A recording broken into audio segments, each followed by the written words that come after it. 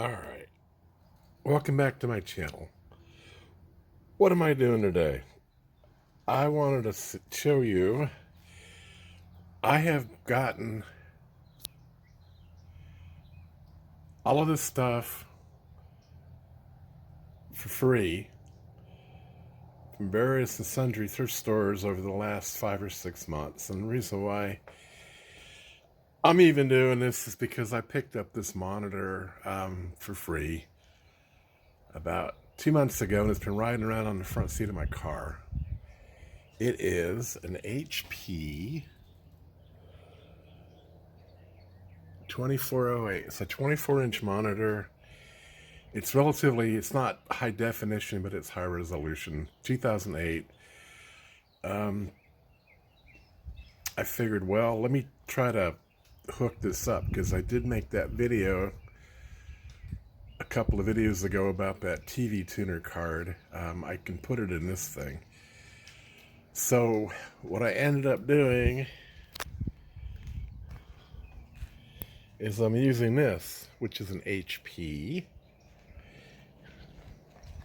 which I got for free.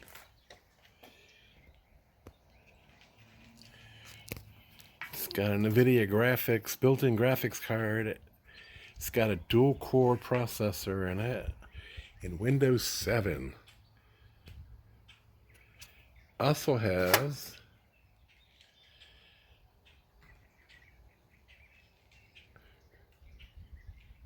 a multimedia optical drive, and it's got card reader built in.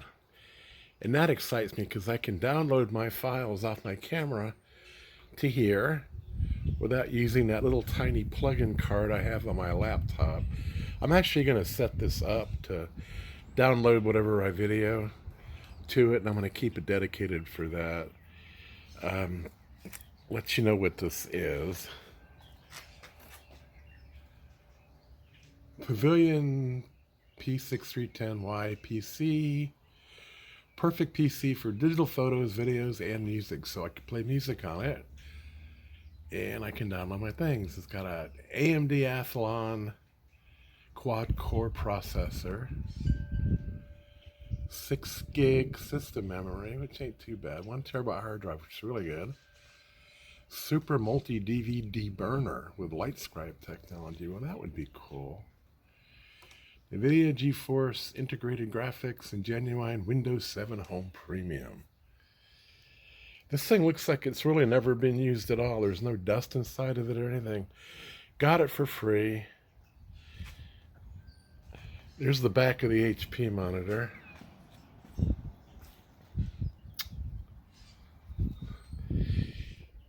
It does not have HDMI, which really pisses me off. 2008 for the monitor. So these are pretty much probably closely in age. It's got all the memory in it. It looks like it's never been used. It's got the drive. It's got the LightScribe burner in it. Very clean. It's got a little bit of dust on the fan, but not much. Got this Microsoft keyboard for free. I hooked up my Amazon wireless mouse on it. I'm going to go ahead and power it on.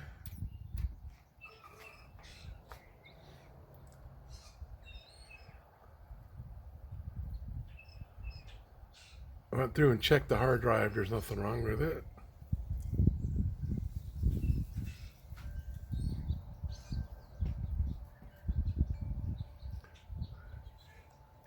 Getting a reflection on here of me. It's cold out here today in Florida, believe it or not. I got my coat on. There, that's the only view of me you're ever going to get.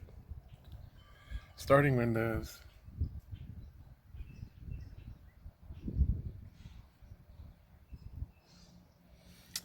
And here we go. We got the log on, and I don't have the password. So what I'm going to have to do is there's a back door on Windows 7, And there's a bunch of videos on this on YouTube on how to get in there and go around the password. And I'm going to have to do that, but I'm not going to show you how to do it because it'll take me a freaking hour. I've got the keyboard hooked up USB. I've got the monitor hooked up RGB because it doesn't. I could probably try to get this hooked up USB, but I haven't tried it yet. Like I said, it does not have an HDMI. But you know what? I'm okay with that for right now. Quality's not bad. This thing apparently has some kind of an upscaler. You can go in to the monitor and set the resolution on it regardless of what the computer's putting out. I think that was one of the big things for this particular monitor. But what I wanted to tell you is you can cobble. Oh, and I got this too for free. It's quite the power strip. It was designed for a home entertainment unit. It's got filtering, overload, the whole 9 yards. So it weighs about 5 pounds. These are really good to have if you see one of these at the thrift store. I certainly recommend buying them because they were expensive when they were new. This is probably 70, 80 bucks. They do work because we do get lightning strikes around here. And I've got a monster power thing in the house that I got for free. I've got all my audio equipment hooked up to, and that thing's popped a couple times at lightning strikes. It's protected all my equipment. I'll just be sitting there, and you get a lightning strike, and you can hear it pop, and then it just resets and goes on about its merry way. So I know you guys are interested, or a lot of you are interested in this old. What do you do with these old computers? Well, believe it or not, I spent a long time in my career working on computers because they were attached to the equipment that I actually was supposed to service. So we had to know about the equipment. And I used to work on stuff that was mainframe connected. And then it went over to PCs. I used to work on the IBM AT and XTs, and it just kept getting worse and worse with the... Anyway, the company I worked for, which was a Fortune 500 company, demanded that all the service techs get A+ certified. And there was a lot of older guys that were working on this stuff for years. They did not want to get A+ certified. That's probably the hardest test I've ever taken in my life, because you get 100 questions and you're only allowed to miss one answer so if you don't get 99 questions right, then you fail the test. And taking the test cost $500, and the company would send you somewhere to take the test.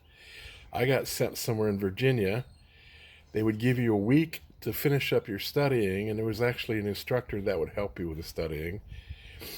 And all the guys in there were from all over the country, and they'd kind of been threatened, like, if you don't pass the A+, you're in big trouble because we're spending all this money on you, and it's going to look bad. So there was a lot of stuff going on. We would study for 12 hours a day. Anyway, I passed the test. The A+ test that they have now is in 3 parts, so it's even gotten more complicated. But I got grandfathered in. But you know what? I can't remember any of this stuff. I mean, I used to be pretty good with DOS and the whole thing and the network protocols, and I actually at some point got network certified. I got my N+. But boy, I'll tell you, getting back into this is just making my brain hurt. But you know what? This is nice. You can get all this equipment for free and play with it if you want to do that. You got to have a reason for it. But anyway, I'm just kind of showing you what I've been working on this morning. It took me about an hour to get all this stuff cobbled together with all these. I had to dig up all these cables. Some of the cables came in a bag with that, but not the ones I actually needed. But that's where we're at. When I get this to where I can actually log on and start using the light scribe and everything, I will show you how that's going. And I do want to put that TV tuner in here because that'll be really cool. Got a 24-inch monitor I can use for TV, and I'm going to have the light scribe, and I can play audios on this. So it'll be quite the toy when I get done with it. I like this about this thing. This is I got a little shelf here you can put your keyboard on. That's pretty classy. This was a very expensive monitor when it was new. It was probably over $1,000, I think. I looked it up. They're still selling them used for $400, so I guess I did all right. The only thing wrong with this is it's got a dent in it. Somebody, I don't think they dropped it. I just think it was bad handling, but it affects this thing 0%. So, and that's what the connectors on the back are. If you'll notice, it's got the more modern colored cable plug-in thing, but it's also got USB, and it's got Windows 7 on it. And who knows, maybe I'll get really industrious and put like Windows 10 on it, but I don't think so. I'm not gonna hook it up to the internet. It'll want to update, and then it'll start bugging me to put Windows 10 on it and the whole 9 yards. I don't want to do that.